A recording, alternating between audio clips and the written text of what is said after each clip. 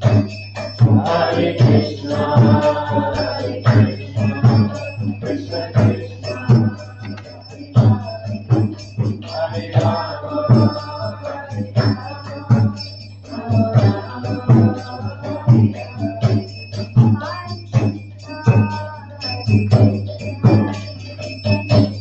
Hare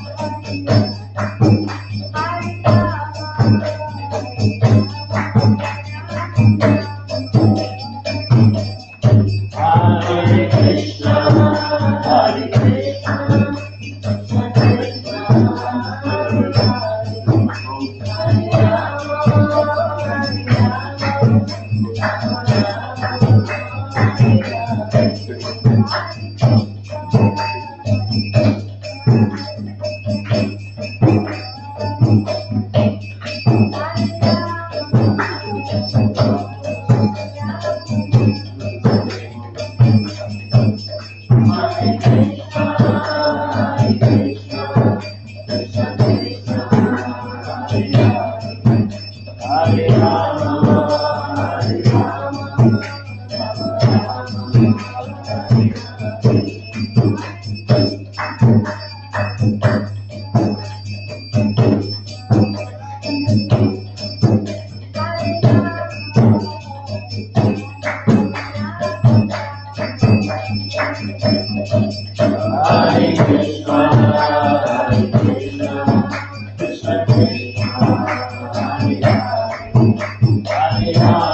Rama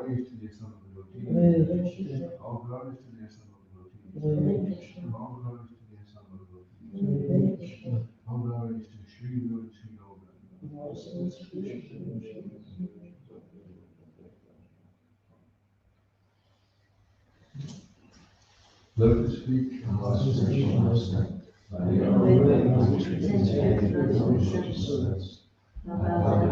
lotus feet. By His graceful cross the ocean to the suffering, by His head blessed Krishna. By which our consciousness purified by words and meeting was lotus heart. Attachment to lotus feet is the perfection of the gospel. The ends my life and eyes, those my heart, trust and love. He is my Lord, birth after birth. Thou makest us great enemies by ignorance destroy. The very scriptures in his character. How spiritualized is the ocean blessing, the friend of all the master of the worlds. O master, give us words to us, give us ear to be able to speak. Neglect and respect back to you once. We take shelter of your blessing. Feel my body. Jaya.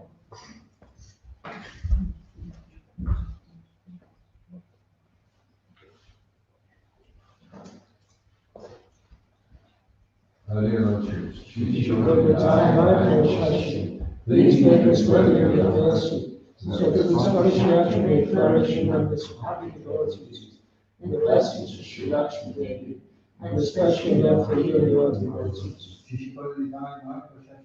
Jai.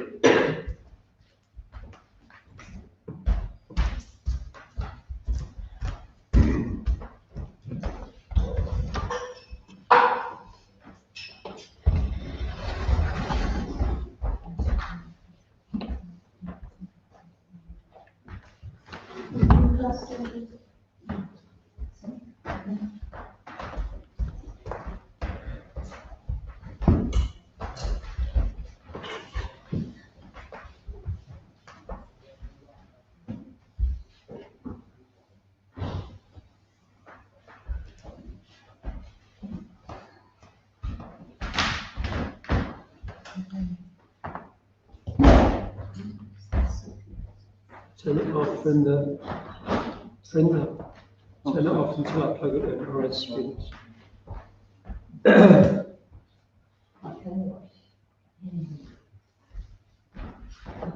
Okay, now turn it on, folks.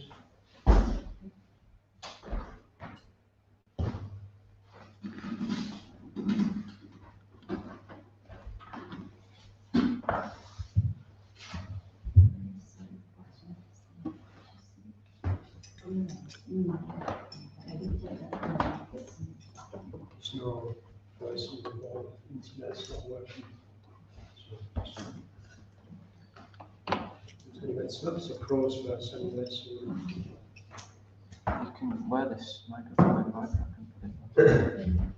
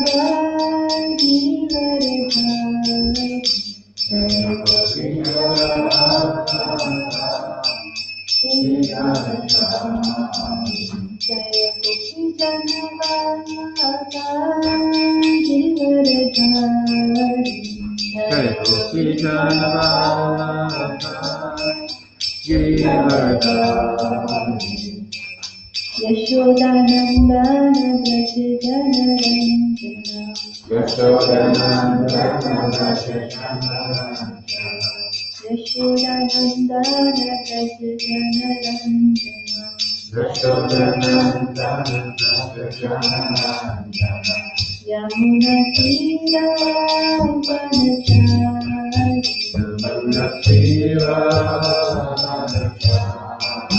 Yamuna Tira Yamuna Tira Vanachari Yamuna Tira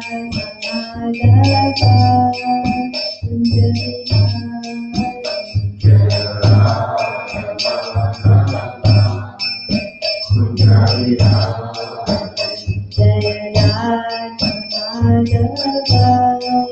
Sundari Jaya Madhava Sundari Gopi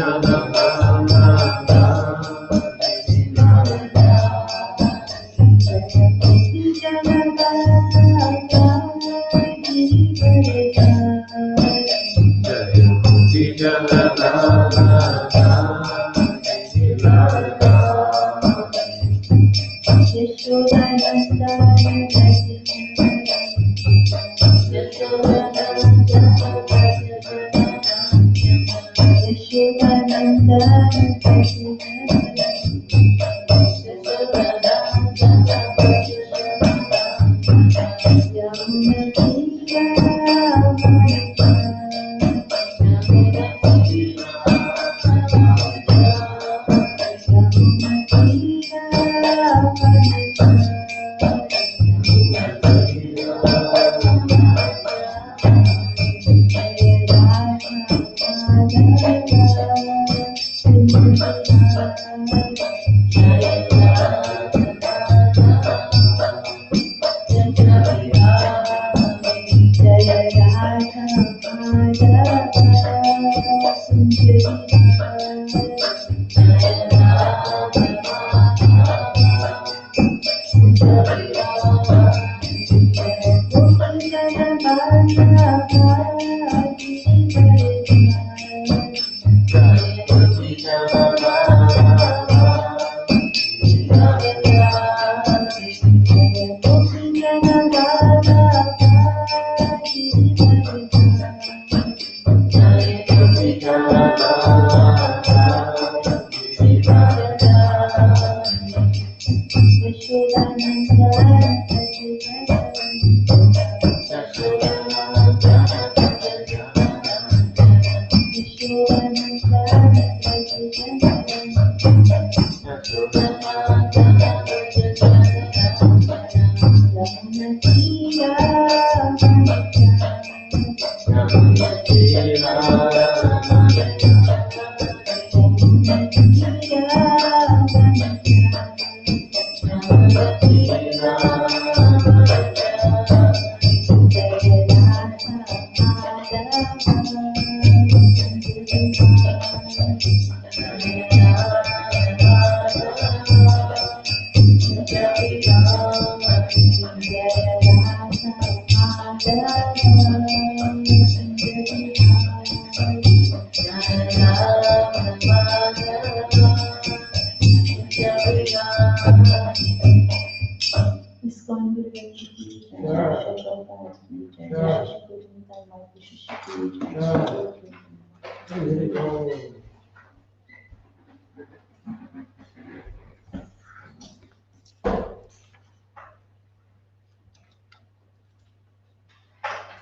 Reading from Sri Prabhupada Lila Amrita, preaching in American platform.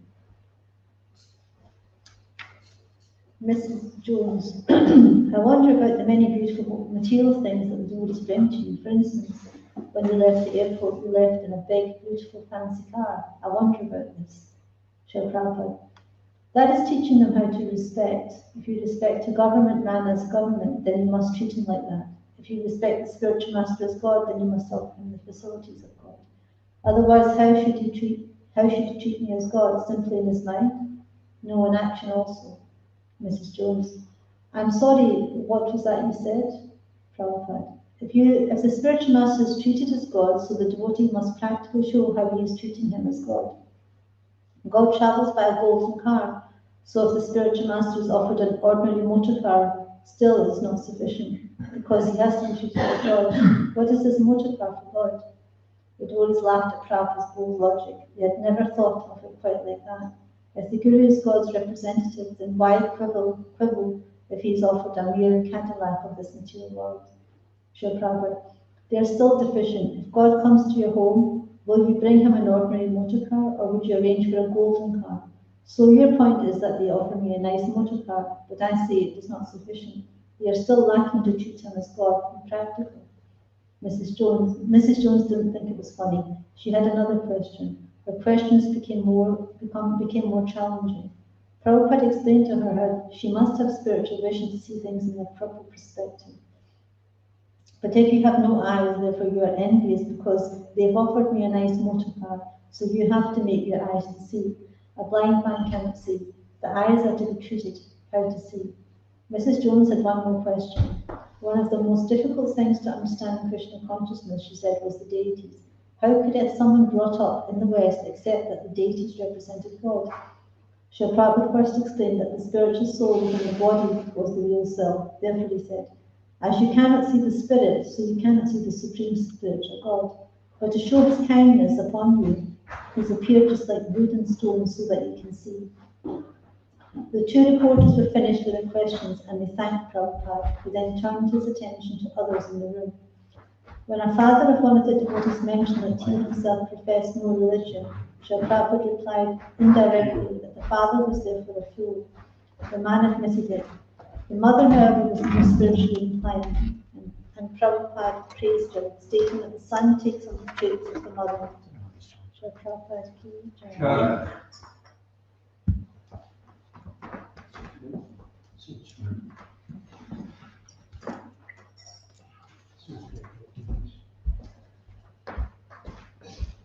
Om Namo Bhagavate Vasudevaya. Om Namo Bhagavate Vasudevaya. Om Namo Bhagavate Vasudevaya. Om Namo Bhagavate Vasudevaya. Om Namo Bhagavate Vasudevaya. Om Namo Bhagavate Vasudevaya. Reading from Srimad Bhagavatam, Canto 5, Chapter 5, Text 34. So I'll just read it the same. Evam go mriga kaka charyaya brajam stishtan asina shayana kaka mriga go charitaha pibati kajati avamehati sma.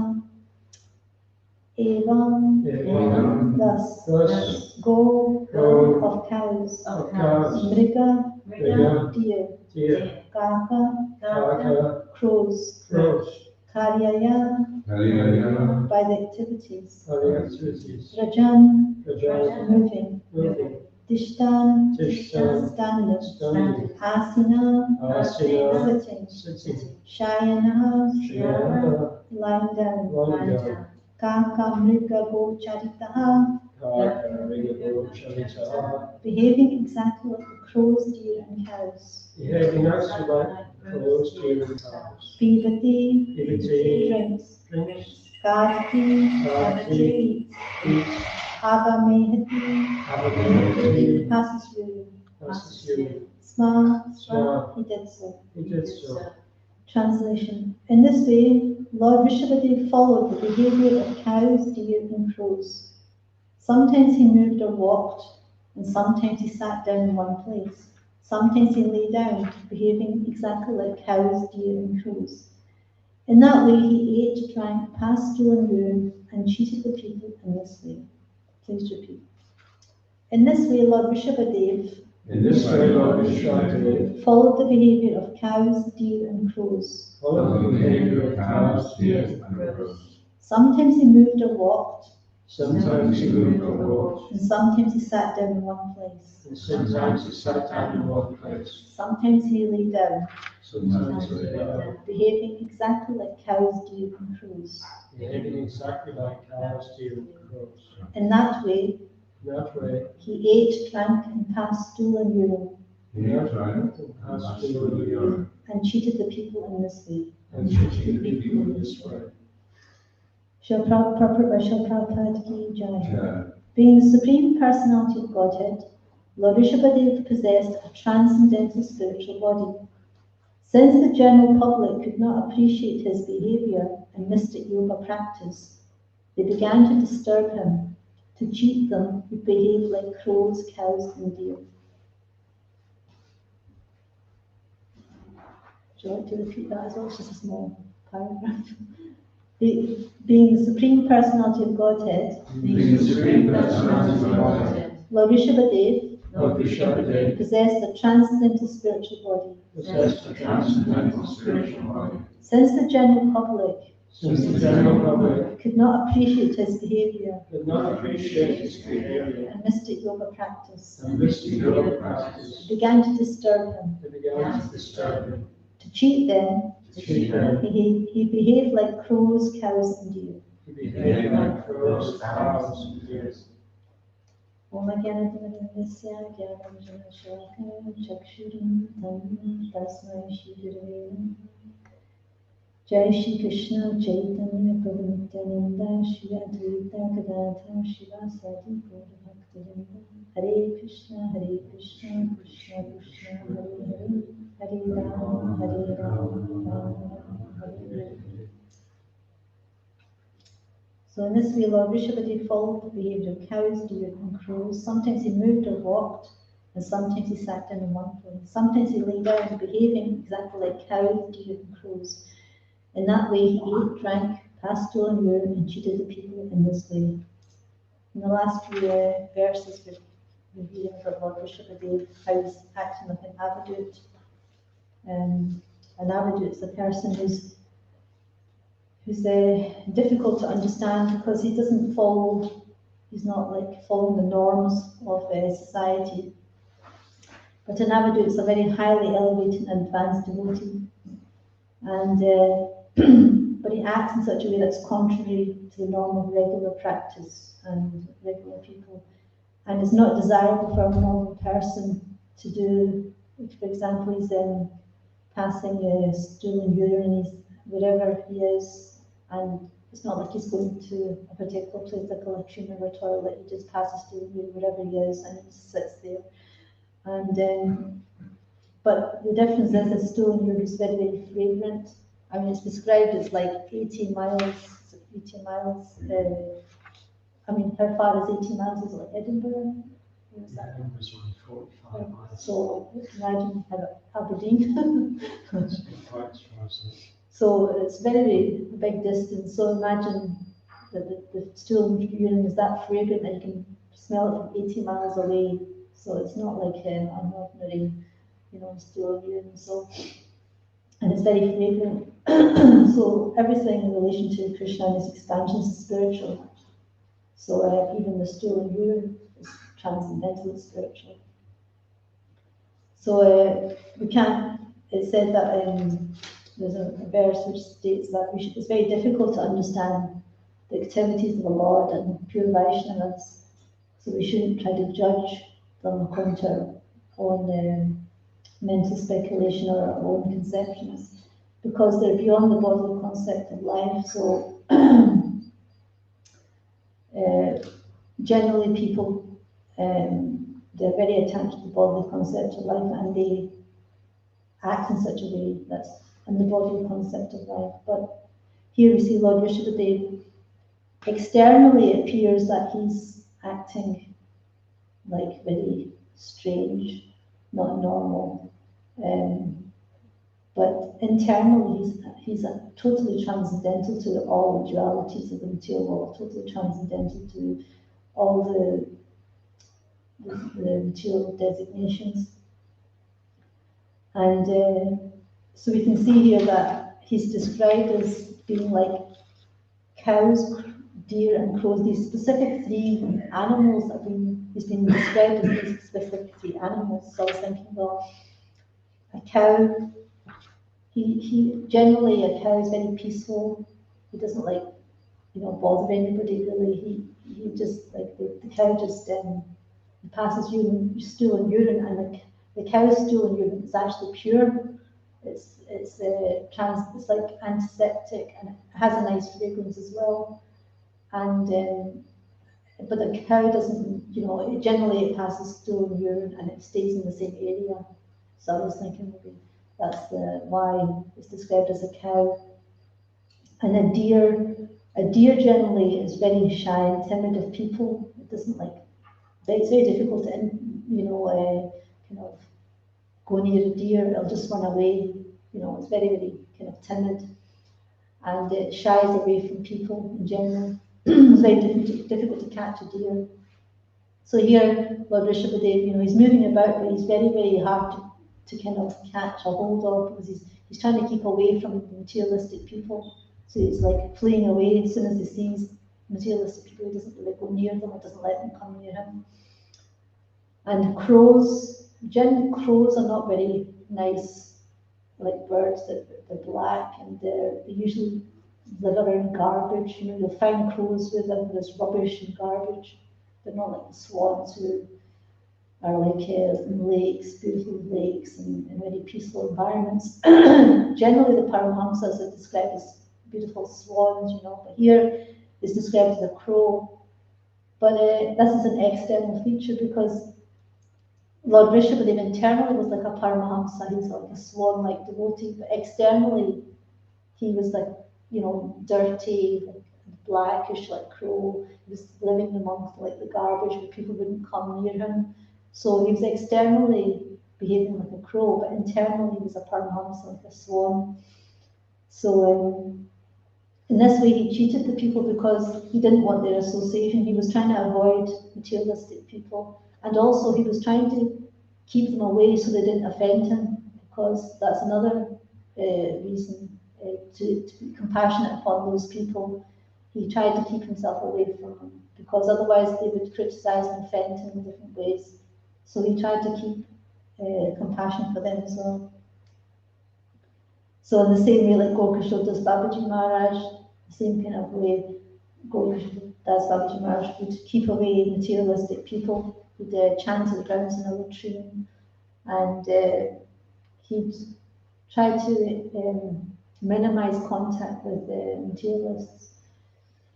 So, and also it's interesting, because we're talking about Rishabhadev just now, but his son Bharat Maharaj, as we'll later on in this canto, will see his progress as well in spiritual life. And as Bharat Maharaj, he falls down to become a deer in his next life, and then after that deer's body becomes a saint called Jad Bharat. And Jad Bharat also acts in this way, similarly to Rishabhadev. He acts dull, blind, and deaf, so that people wouldn't really talk to him, so he didn't get their association, because he was in a family of non-devotees as well. So he behaved like that to them as well, so that they wouldn't like interact with him so much and keep him away from him. So they all treated him in a very bad way, because they thought, well, he acted very like he was a fool. His father would tell him to wash his hands after evacuating, but he'd wash his hands before evacuating, things like this, And his father ended up giving up trying to educate him. Although he loved him very much, he couldn't find any means to educate him, because Lord Rishabhadev, Jad Bharat was not following any kind of rules and of conduct or anything. So this is because he was afraid of falling down, because he had already experienced that he had fallen down in his past life into a deer's body. So he tried to keep away from materialistic people so that he wasn't influenced by them. So he kind of acted like a dumb, deaf, blind person. So it's interesting, because it's very similar to Lord Rishabhadev. That Lord Rishabhadev acted like that too. And so we shouldn't really, it's interesting, because we shouldn't judge people according to the external behavior so much, because it's the internal that really matters, and especially in very advanced devotees. In general, because we're in an institution, we need to follow some norms, like the dress codes in an ashram, how to, behave towards devotees. And Srila Prabhupada wanted us to actually have like certain etiquette, certain dress code, certain behaviour to live in temples. So that's because Prabhupada was bringing us up in spiritual life. But here we're not talking about newcomers or neophyte devotees. We're talking about very advanced devotees who are, have reached perfection. So their conduct is on a different level, and they shouldn't be judged in the same way. And not only is there's other examples like this. For example, the Chaitanya Leela, there's Gadadhar Pandit, who meets Pindarik Vidyanidhi. Pindarik Vidyanidhi is a very, very advanced, great devotee of the Lord, but externally he was dressed like a materialistic person, a prince, with lots of wealth, lots of luxuries at home, and he was just behaving like an ordinary person. And Gadadhar Pandit, first impression was that this doesn't seem like a great Vaishnava, because Gadadhar Pandit was very renounced, and when he seen Pindarik Vidyanidhi with all its opulence, sitting, with betel nuts, and he had oil in his hair, and he was looking in a mirror at himself, and he looked like just an ordinary materialistic person, totally influenced by the wealth he had. But Gadadhar Pandit thought like this, but immediately Mukunda, that who was with him, he realized Gadadhar put his mind, Pandit's mind, so he started singing a verse from the Bhagavatam about how Putana was killed by Krishna, and how Krishna gave her liberation, though she was such who gave him poison, to drink. And just by hearing this verse, Pindarik Vidyanidhi became ecstatic, and he started going into all these ecstatic symptoms. He started ripping his clothes, and he went berserk. Basically, he started beating everything up and breaking everything in the house, and then became unconscious. So then Gadadhar Pandit realized that I actually committed an offense, because this is a great Vaishnava. So and there's many others, like externally, Maharaj Pratapurta was a king, but internally he was a great Vaishnava, a great devotee, and we can see that from his story as well. So in that sense, it's like some Vaishnavas behave like Rishabhadev, who were very kind of renounced, and they're not, like an avadut.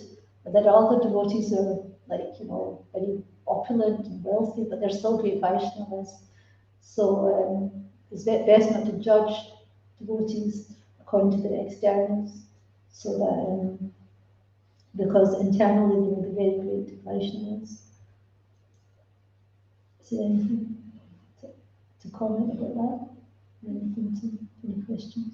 In the Bhagavatam, the sixth text, the next instruction Bhagavatam says that when you look at a devotee, you should overlook the superficial complexion of his body, and he has any ailments, and we should look at the service of the devotee. And by doing that, then you'll see and appreciate him properly for what he is, what he looks like externally. Yeah, that's a nice point. That externally, devotees may have, different bodily problems, or externally it seems like it's like karmic reaction of some sort, but actually when a devotee is surrendered, then it's not normal karma, because our karma has been burnt up. It's Krishna karma. Krishna puts his devotees in that situation, although it looks like just normal karma, but it's actually not, because it's in Krishna's hand. Krishna is actually supervising and he's personally taking care of that devotee. And so we can't really judge why a devotee is going through something externally, because it may be Krishna's put him in that situation for a reason, to teach us, or for many reasons. Krishna does things that we don't know why, and so we should be careful not to judge people that this is due to this or due to that. We can't analyse why some devotees are going through some difficulty.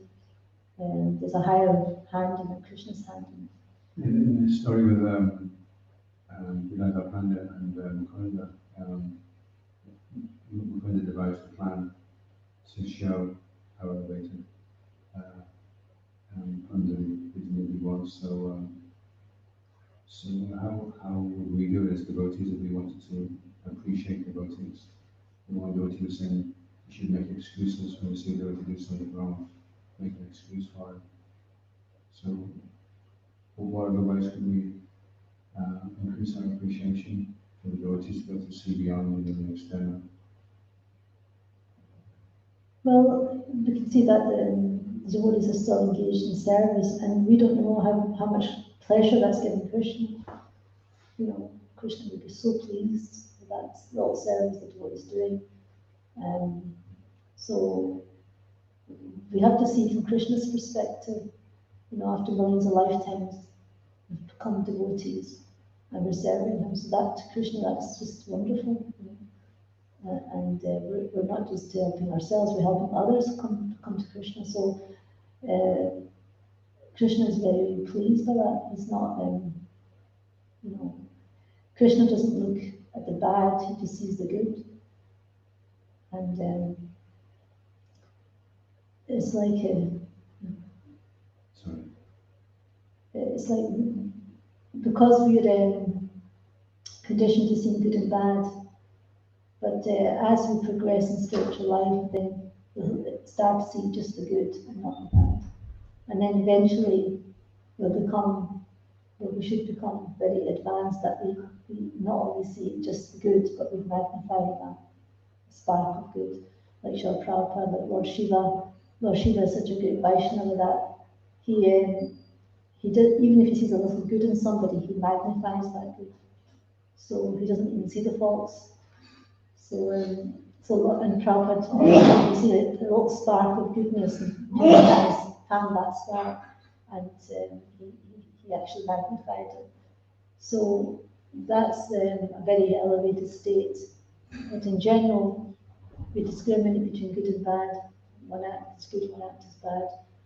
And we can't artificially try to be on a higher level and just, you know, especially if we're in a position of managing devotees or trying to, you know, help kind of create like standards in Krishna consciousness. So there's the do's and the don'ts, and you know, we have to have some standards, otherwise it'll be a mess, you know.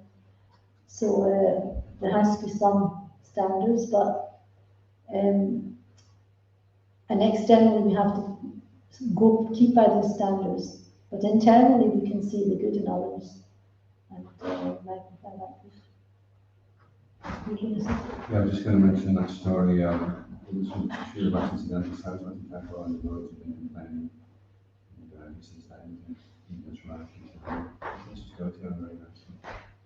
And so he was, so why didn't you tell me that? Why didn't you say that? So, and then eventually he goes and through all different problems. But the only thing he was able to do right at one point was just go to him. Yeah, so that's what he's seeing the good. He didn't see the faults. So it's not very difficult to see faults, because Kali was an ocean of faults. It's not very difficult. It's not a difficult thing to do, and you don't have to try to look too far. But it is a difficult thing to see the good, and if we can do that, then actually we're advancing in spiritual life.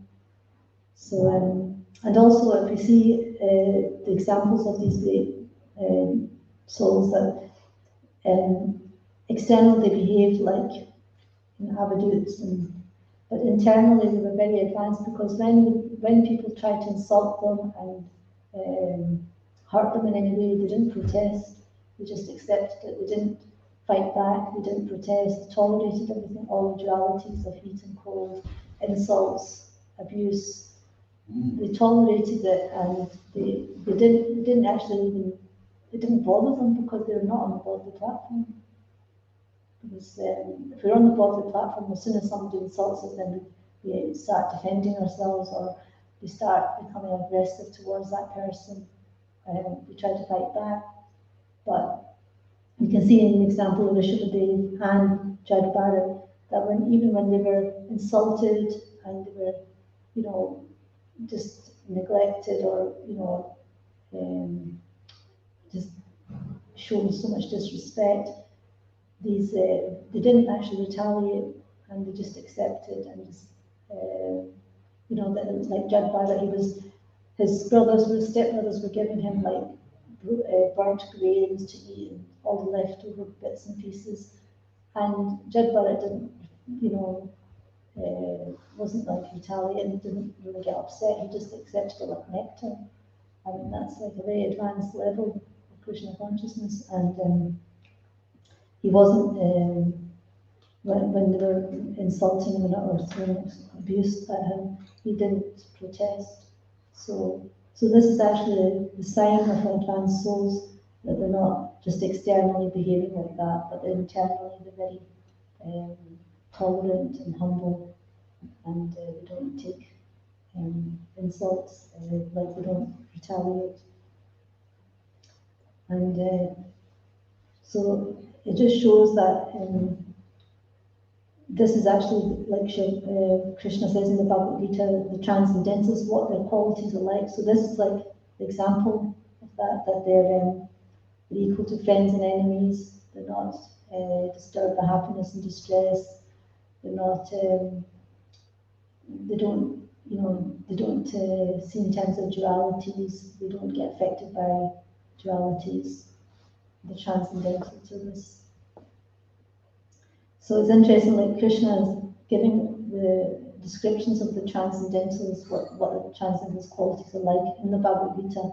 And the Bhagavatam shows that different examples of what these qualities are like, what these personalities are like. So, and all these, like Lord Rishabhadev, Judge Barrett, they're exemplifying that, all those characteristics of a transcendentalist.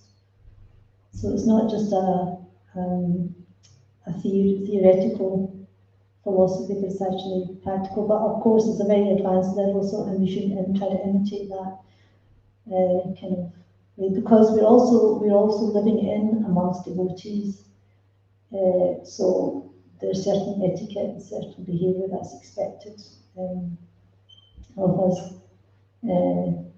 But if you see the example of Rishabhadev, he was out and he was wandering around, and there were materialistic people there, and he tried to keep away from them. That's why he was doing all these things. And same with Judge Barrett, he was living with non-devotees, a family with non-devotees, and people around him were materialistic. So he had to protect himself from them. But as we're living in an institution of devotees, so we don't have to do all these strange, external things to kind of keep away from devotees. We should actually be trying to help have sanghas with devotees, so we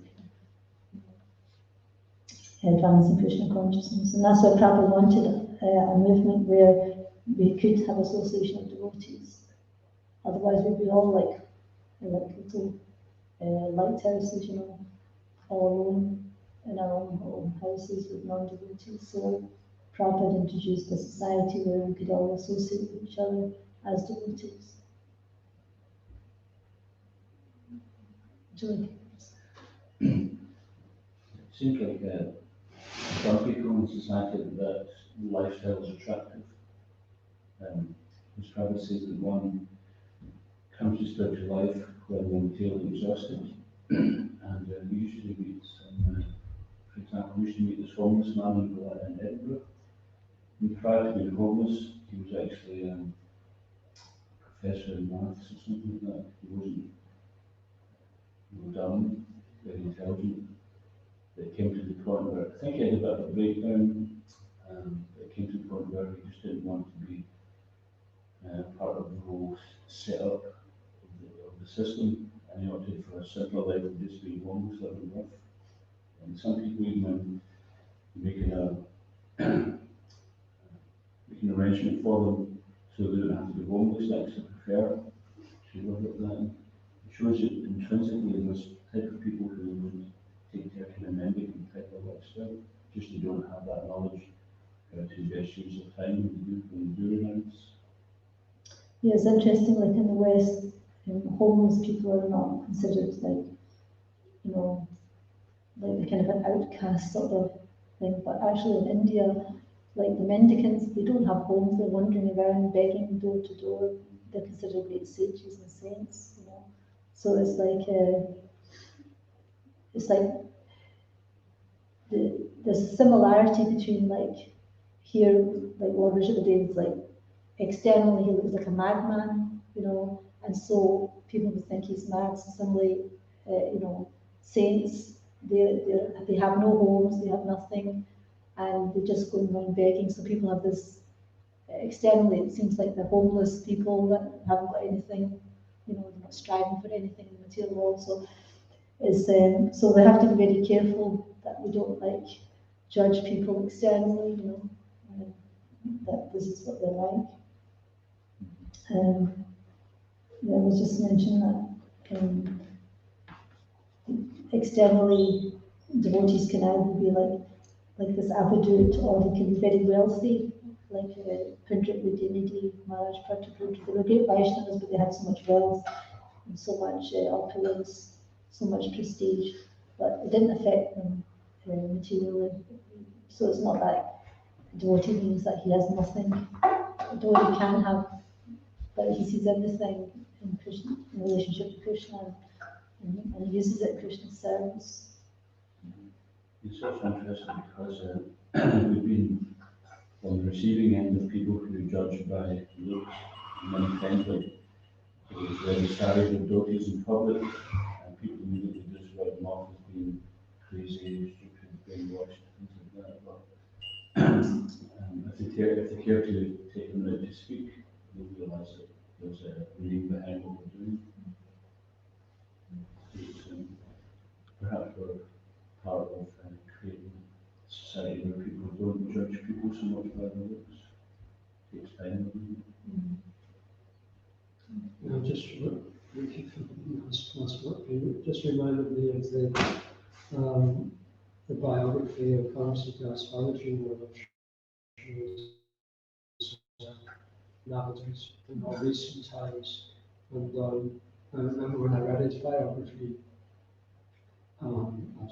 I could relate to it. I was thinking, that it's good that people don't read this, because, if we're associated with that person, then people will definitely think that we're like part of a crazy community. But then as I read on in the book, right at the end, it described one of his servants was describing and had photographs of the deities that in his little temple room. So everything about him was that he looked crazy and he acted in an apparently crazy way.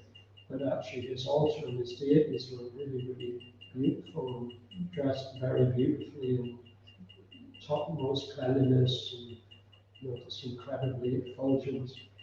So Srila Prabhupada really he stressed cleanliness and correct behavior, so that we don't disrespect Krishna.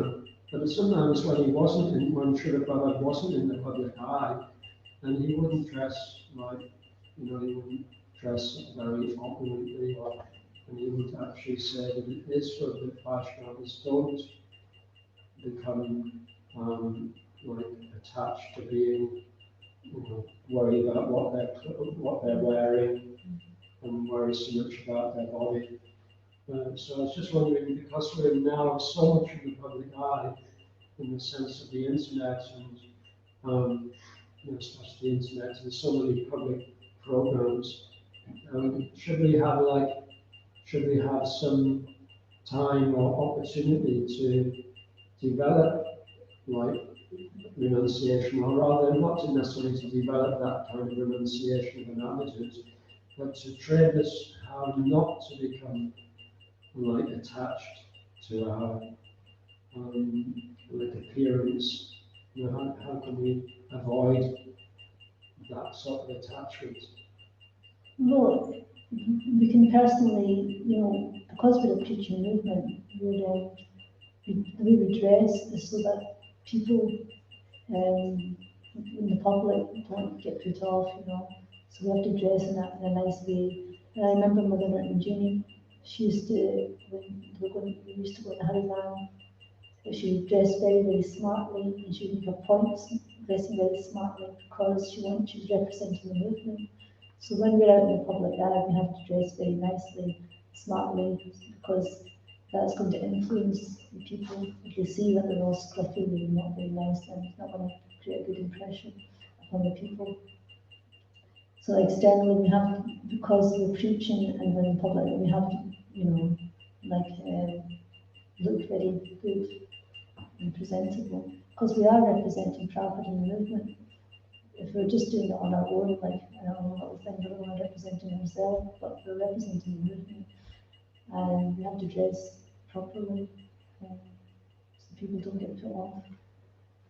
It's interesting in the Chaitanya chapter with Lord Nityananda has a fallout with Shivananda Shane, and someone related to Shivananda Shane took offense, and when he went and Lord Chaitanya saw it, he knew right away that he was upset with people about the behaviour because Lord Nityananda wasn't very, didn't comply generally with what was the standard etiquette of behaviour.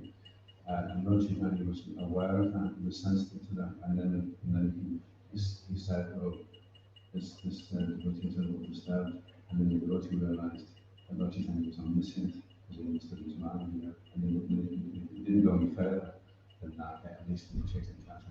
But it's interesting how the tension was there that somebody could be acting in a way very, very advanced, and somebody else is not able to appreciate that. I thought that was something to do with Jared's question.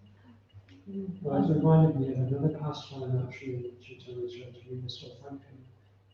This one, it's also concerning Lord Chaitanya and Lord Nityananda, and there's another associate of Lord Chaitanya who's criticizing a devotee, like a young devotee who's just doing some deity worship, and criticizing him for wearing like some extra clothing on the altar that's not considered. No, is that not the pastime that the starched garment you offer to Lord Jagannath and put the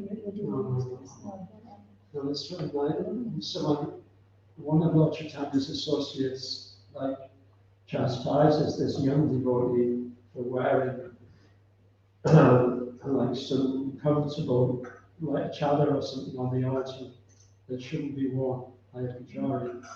And Lord Chaitanya sort of tells him not to be so harsh, and not to discourage him.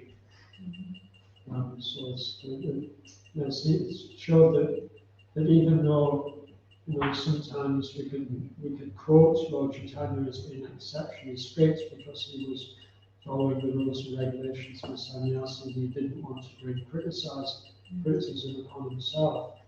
That it's not that you could just take that and therefore like go around chastising people for not being extremely strict. Lord Chaitanya was constantly aware of every devotee's kind of level of surrender. So it's nice what you say that to see the good, to see the good and encourage that. Yeah. So I was just thinking that your original question about the dress and behaviour and stuff, well, it's because we're a preaching movement, then we need to act and behave in certain ways so that it's not detrimental to the preaching. And that's more important than what we're attached to, what kind of clothes we're attached to, you know. And we have to give up that kind of mindset and think of the broader picture, to dress in such a way that's going to attract people and be beneficial to the preacher. Do you think it's actually, certainly was the case that a lot of people became attracted to the devotees because they saw the devotees wearing like robes and shaved heads and on the street having a strong presence, and people who who'd already kind of to a certain degree rejected the norms of society, and they were attracted by the devotees because the devotees were willing to like stand out from the crowd and be like see. So my question was really like, how do we like continue to be seen as being outside of the norms of society, while at the same time not sort of alienating people who are within like the norms of society? No, well, generally, like, if devotees are dressed very smart, in dhotis and saris, it's very attractive to people. And I've met so many devotees that became devotees because they seen the Harinam, because it was so attractive, because the devotees look so effulgent and so beautiful. So it does attract people, and it doesn't put them off. It's just that the devotees are not looking very, like, they're very scruffy looking and not very, if devotees are very smart, wear smart clothes, and they're out, then it would attract people.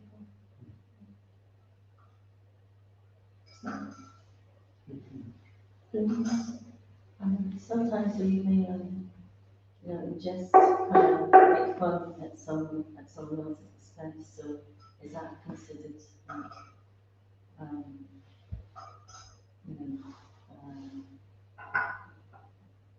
offensive in any way? It's having a joke at someone else's expense, so that we don't, maybe we don't know how the person might feel like that, but it could be said like that. So Yeah, we have to be kind of careful not to kind of joke and make fun of other devotees. but is there a place for it? Well, there is a place if you're doing it with that person, like, and you've got that rasa with them, that relationship with them. But if it's just like somebody you don't really have that relationship with, and you can't really joke and, that it's like, it's like, for example, Chaitanya Charitamrita, Lord Advaita Acharya and Nityananda Prabhu are always like having this rasa, and they're kind of, it seems like insulting each other, and they have this joking relationship, but this is a special relationship between just those two, and we can't judge them and say, oh, and we can't say, oh, that this is, but that's only between them two. Nobody else can do that. Nobody else can have that relationship with them except them two. So I think it depends on your relationship with that person.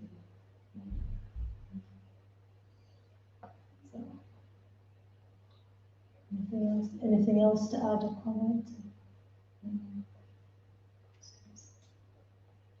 Okay. Srimad Bhagavatam ki jai, Skandavan ki jai, Prabhupada ki jai, Gaur Prema. Hari Bol.